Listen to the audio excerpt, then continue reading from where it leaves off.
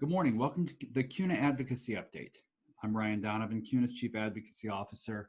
It's June 1st, 2020. Here are three things that you need to know about credit union advocacy this week. First, CUNA, ACUL, and the leagues wrote the Small Business Administration regarding the Paycheck Protection Program's loan forgiveness application process. NCUA Chairman Rodney Hood weighed in on the TCPA emergency petition, and the Phase 4 legislative dance continues on Capitol Hill. On Friday, CUNA and the leagues wrote a letter to the Small Business Administration and the Department of Treasury seeking clarity on the Paycheck Protection Program's loan forgiveness application.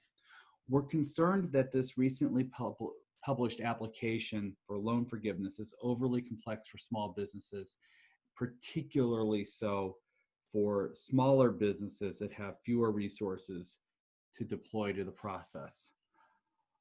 Our letter called on the SBA and Treasury to revamp the forgiveness application process for loans under $350,000 and really to simplify it or make it almost automatic for small borrowers by requiring nothing more than a good faith certification that the funds were spent on forgivable expenses. Now, our letter went over to the agencies late on Friday afternoon, so we haven't had any specific conversations with officials about it just yet. However, given the fact that the whole point of the program was to forgive the loans, and further considering the fact that the SBA made multiple changes to the program during the lending phase to make it easier for lenders and borrowers alike, I'd be surprised if the SBA didn't make some type of accommodation to reduce the loan forgiveness complexity, and we'll keep working to achieve that. Last week, NCUA Chairman Rodney Hood wrote the Federal Communications Commission Chairman Ajit Pai in support of CUNA's petition to offer clarity for the treatment of COVID-19 related calls under the Telephone Consumer Protection Act. CUNA has called on the FCC to issue some form of guidance or provide clarity that the calls from financial institutions related to the pandemic should fall under the TCPA's emergency purposes exception. In his letter, Chairman Hood said, quote, "The NCUA has supported and encouraged federally insured credit unions in their efforts to provide credit union members with prudent debt relief and help members understand the range of relief possibilities. Consumers may benefit from additional information about the various loan relief programs and options that may be available to them. Auto-dialed calls providing information about payment deferrals, fee waivers, loan term exemptions, other loan modifications, and forbearance could assist customers during this difficult time." The petition, which is also supported by the banking trade associations, calls for the FCC to permit calls in three broad categories: options for loan modifications, changes to how consumers can access their institution's services, and warnings about potential fraud.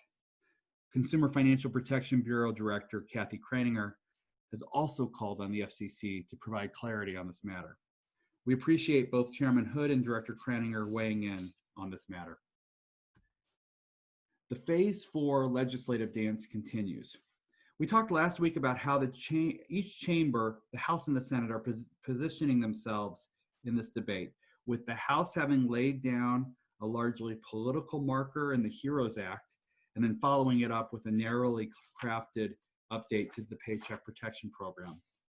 The House has now left Washington for much of the month of June, essentially sending the Senate the message that they've done their work, now it's the Senate's turn. The Senate's in session this week, but it's not clear whether the Senate intends to take up the House-passed Paycheck Protection Bill or try to move their own legislation. We're hearing that the Senate might try to pass bipartisan legislation clarifying how economic impact payments should be treated for purposes of negative balance, offset, and garnishment. Again, this would represent just a small step on legislation that's widely supported. It doesn't get to the big rocks in the broader debate: state and local government funding, liability protection, and payroll tax cut. We continue to expect a broader bill to develop in the next few weeks. Senate Majority Leader McConnell has indicated that this will be the last round of COVID-related legislation. While we doubt this will be the last time COVID measures are considered in Congress, a statement like this increases the pressure on all parties to negotiate the best deal. In terms of timing, Senate Finance Committee Chairman Grassley has said that negotiations on the next round of legislation won't begin until the third week in June.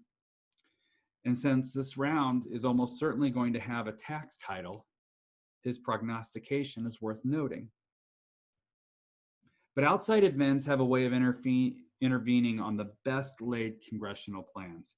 And it would be almost unheard of for the unrest that's taking place across the country not to impact the timing of COVID legislation or other priorities in Congress. It certainly makes the situation much more fluid. Thank you for taking time this week to join me for this advocacy update. I hope you found it helpful. Please don't hesitate to reach out to me if you have any questions or concerns. Have a great week.